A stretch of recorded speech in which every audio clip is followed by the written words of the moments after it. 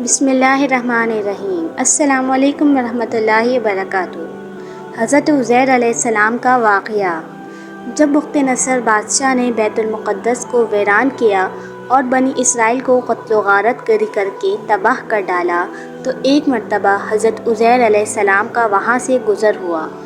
آپ کے ساتھ ایک برتن کھجور اور ایک پیالہ انگور کا رس تھا۔ آپ ایک گدھے پر سوار تھے، تمام بستی میں پھرے لیکن کسی شخص کو وہاں نہ پایا۔ بستی کی عمارتیں گری ہوئی تھیں۔ آپ نے تعجب سے کہا، انا یحیی ھذہ اللہ بعد موتھا۔ ترجمہ: اللہ پاک انہیں ان کی موت کے بعد کیسے زندہ کرے گا؟ اس کے بعد آپ نے اپنی سواری کے جانور کو وہاں باندھ دیا اور خود آرام فرمانے لگے۔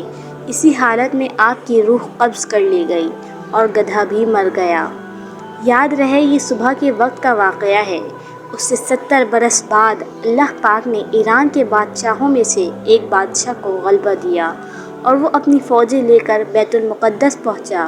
اس کو پہلے سے بھی بہتر طریقے پر آباد کیا اور بنی اسرائیل میں سے جو لوگ باقی رہ گئے تھے وہ دوبارہ یہاں آ کر بیت المقدس اور اس کے گرد و نواح میں آباد ہو گئے۔ ان کی تعداد بڑھتی رہی۔ اس پورے عرصے میں اللہ پاک نے حضرت عزیر علیہ السلام کو دنیا کی آنکھوں سے پوشیدہ رکھا اور کوئی آپ کو نہ دیکھ سکا۔ جب آپ کی وفات کو 100 سال گزر گئے تو اللہ پاک نے آپ کو زندہ کیا۔ پہلے آنکھوں میں جان آئی، ابھی تک تمام جسم میں جان نہ آئی تھی۔ بقیہ جسم آپ کے دیکھتے دیکھتے زندہ کیا گیا۔ یہ واقعہ شام کے وقت غروب آفتاب کے قریب ہوا۔ اللہ پاک نے حضرت عزیر علیہ السلام سے فرمایا، تم یہاں کتنے دن ٹھہرے؟ آپ نے اندازے سے عرض کی، 1 دن یا اس سے کچھ کم وقت۔ آپ کا خیال یہ ہوا کہ یہ اسی دن کی شام ہے جس کی صبح کو وہ سوئے تھے۔ اللہ پاک نے فرمایا، تم یہاں 100 سال ٹھہرے ہو۔ اپنے کھانے اور پانی یعنی کھجور اور انگور کے رس کو دیکھو کہ ویسا ہی صحیح سلامت باقی ہے، اس میں بو تک پیدا نہیں ہوئی، اور اپنے گدھے کو دیکھو کہ اس کا کیا حال ہے۔ چنانچہ آپ نے دیکھا کہ وہ مر چکا ہے، اس کا بدن گل گیا اور اعضاء بکھر گئے ہیں، صرف سفید ہڈیاں چمک رہی تھیں۔ آپ کی آنکھوں کے سامنے اس کے اعضاء جمع ہوئے، اعضاء اپنی اپنی جگہ پر آئے، ہڈیوں پر گوشت چڑھا، گوشت پر کھال آئی، بال نکلے، پھر اس میں روح پھونکی گئی اور وہ اٹھ کھڑا ہوا اور آواز نکالنے لگا۔ آپ نے اللہ پاک کی قدرت کا مشاہدہ کیا اور فرمایا، میں خوب جانتا ہوں کہ اللہ پاک ہر چیز پر قادر ہے۔ یعنی یقین تو پہلے ہی تھا، اب عین الیقین حاصل ہو گیا۔ پھر آپ اپنی اس سواری پر سوار ہو کر اپنے محلے میں تشریف لائے۔ اس وقت سر اقدس اور داڑھی مبارک کے بال سفید تھے، جبکہ عمر وہی 40 سال کی تھی اور کوئی آپ کو پہچانتا نہ تھا۔ آپ اندازے سے اپنے مکان پر پہنچے۔ ایک کمزور بڑھیا ملی جو نابینا ہو گئی تھی۔ وہ آپ کے گھر کی باندھی تھی اور اس نے آپ کو دیکھا ہوا تھا۔ آپ نے اس سے پوچھا، یہ عزیر کا مکان ہے؟ اس نے کہا، ہاں، لیکن عزیر کہاں ہیں؟ انہیں تو غائب ہوئے 100 سال گزر گئے۔ یہ کہہ کر وہ خوب روئی۔ آپ نے فرمایا، میں عزیر ہوں۔ اس نے کہا، سبحان اللہ، یہ کیسے ہو سکتا ہے؟ آپ نے فرمایا، اللہ پاک نے مجھے 100 سال موت کی حالت میں رکھ کر پھر زندہ کیا ہے۔ اس نے کہا، حضرت عزیر علیہ السلام مستجاب الدعوات تھے، جو دعا کرتے قبول ہوتی تھی۔ آپ دعا کیجیے میری آنکھیں دوبارہ دیکھنا شروع کر دیں تاکہ میں اپنی آنکھوں سے آپ کو دیکھوں۔ آپ نے دعا فرمائی تو وہ عورت بینا ہو گئی۔ آپ نے اس کا ہاتھ پکڑ کر فرمایا، اللہ کے حکم سے اٹھ۔ یہ فرماتے ہی اس کے معذور پاؤں درست ہو گئے۔ اس نے آپ کو دیکھ کر پہچانا اور کہا، میں گواہی دیتی ہوں کہ آپ بے شک حضرت عزیر علیہ السلام ہیں۔ وہ آپ کو بنی اسرائیل کے محلے میں لے گئی۔ وہاں ایک محفل میں آپ کے بیٹے موجود تھے جن کی عمر 118 سال کی ہو چکی تھی۔ وہیں آپ کے پوتے بھی تھے جو بوڑھے ہو چکے تھے۔ بڑھیا نے محفل میں پکارا، یہ حضرت عزیر علیہ السلام تشریف لائے ہیں۔ محفل والوں نے اس عورت کو جھٹلایا تو اس نے کہا، مجھے دیکھو، ان کی دعا سے میری حالت ٹھیک ہو گئی ہے۔ لوگ اٹھے اور آپ کے پاس آئے۔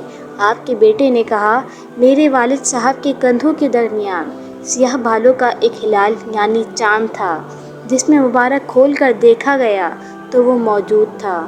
نیز اس زمانے میں توریت کا کوئی نسخہ باقی نہ رہا تھا، کوئی اس کے جاننے والا موجود نہ تھا۔ آپ نے تمام توریت زبانی پڑھ دی۔